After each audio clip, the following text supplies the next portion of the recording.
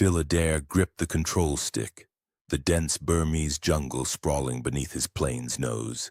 The air was thick with the scent of green leaves and distant smoke from below.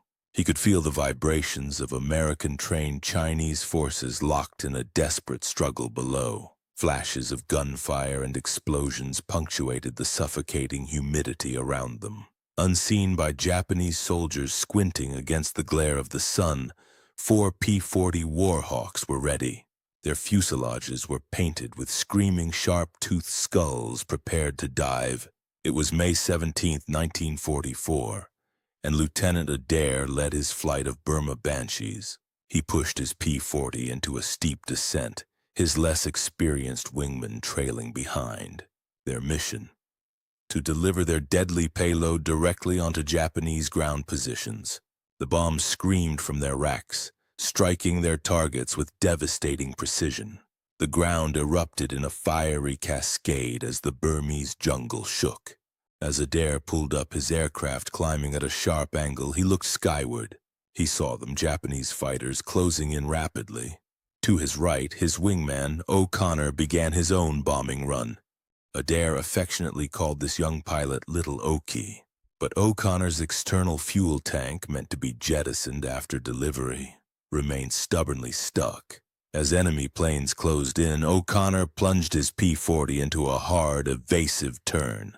He was desperately trying to shake off the pursuing Japanese fighters. Adair watched, helpless, as O'Connor's P-40 and 5 Japanese aircraft vanished.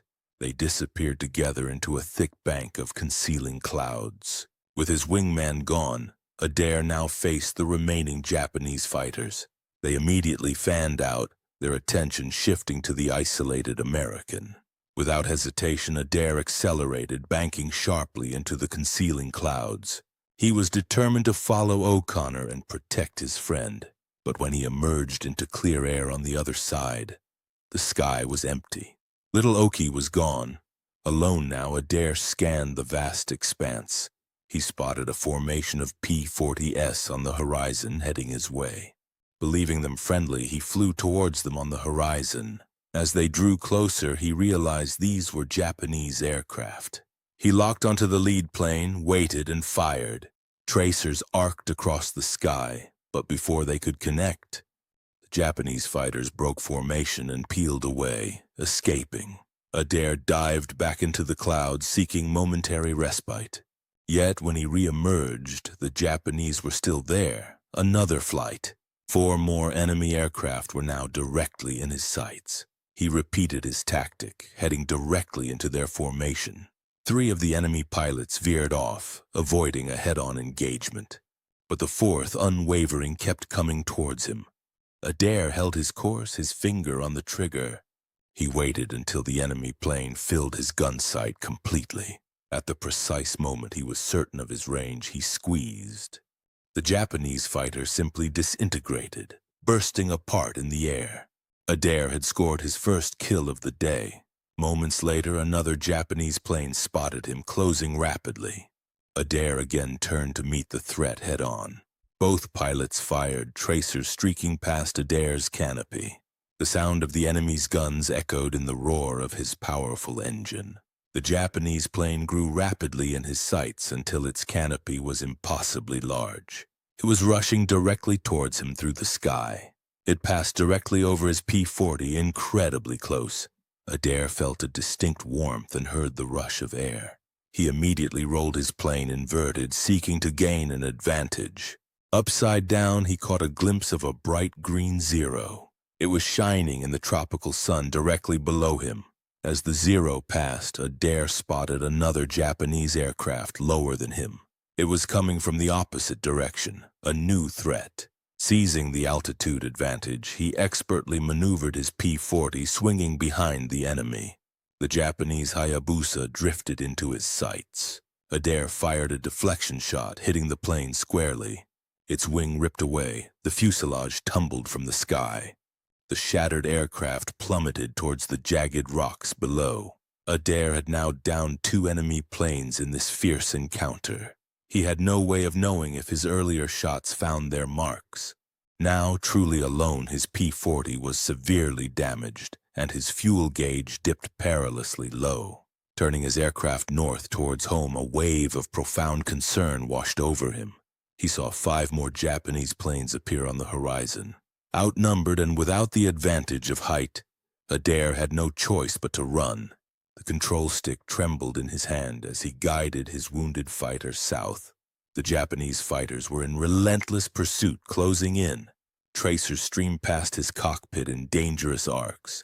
In a desperate gamble, he threw his P-40 into a violent defensive maneuver.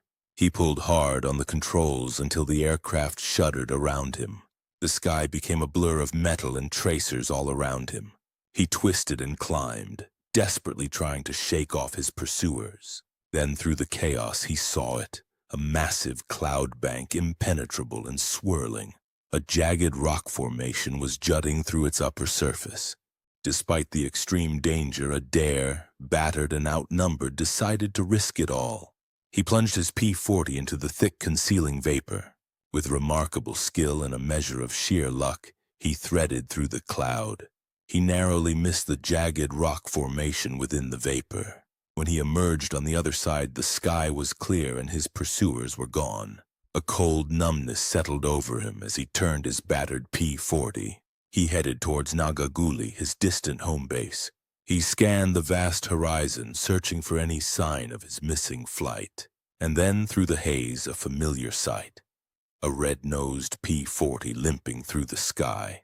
It was O'Connor, and Adair was filled with profound relief. He flew closer, assessing the damage to his wingman's crippled aircraft. O'Connor's external tank was still attached, and his fuselage was peppered with holes. A ragged gap in the canopy revealed where a 20mm cannon shell had torn through. O'Connor slumped in the cockpit, his flight suit stained with blood. Through a haze of pain, O'Connor saw Adair's plane, sat up, and gestured at his dead instruments. Yet, remarkably, there was no smoke from his engine, no fluid streaking the metal skin. Together, the 2 survivors turned north, heading for home in an otherwise empty sky. Then, a weak voice crackled over the radio. Breaking through the static, "Bamboo Leader, this is Bamboo 3. Do you read?" It was Tom Rogers, another of the Banshees. He was circling above Sadia, his P-40 too damaged to attempt a landing alone. Adair glanced at O'Connor's wounded plane, knowing a diversion would consume precious fuel. But he could not leave a friend stranded. The 2 P-40s banked towards Sadia, spotting Rogers' plane bearing battle scars. As they drew closer, Adair's expert eye caught the telltale sag of Rogers' landing gear. Both tires were completely flat, a dangerous predicament for landing. Adair signaled his plan. He would lead them in. O'Connor, whose airspeed indicator was still functioning, would land first. Rogers, with flat tires, would follow and come to a quick stop, guiding his 2 damaged comrades through the intricate dance of a final approach. Adair pulled up at the last minute, circling above them. He watched with a profound sense of relief as both O'Connor and Rogers touched down safely. Only then did he land his own battered aircraft. On the ground, Adair saw that Martinez, the 4th Banshee, had also returned, miraculously unscathed. Rogers, despite his plane having taken an astonishing 123 bullet hits, was uninjured. Adair quickly ran to O'Connor's P-40, finding his friend severely wounded. O'Connor's injuries were so substantial that he never flew again in his life. Years later, the cannon shell's lingering effects ultimately took his life. Yet, on that day, the 17th of May, 1944, 4 men had flown out and returned home. Each carried a different weight of experience from the combat. All had faced the crucible of aerial combat and emerged from the jaws of fate.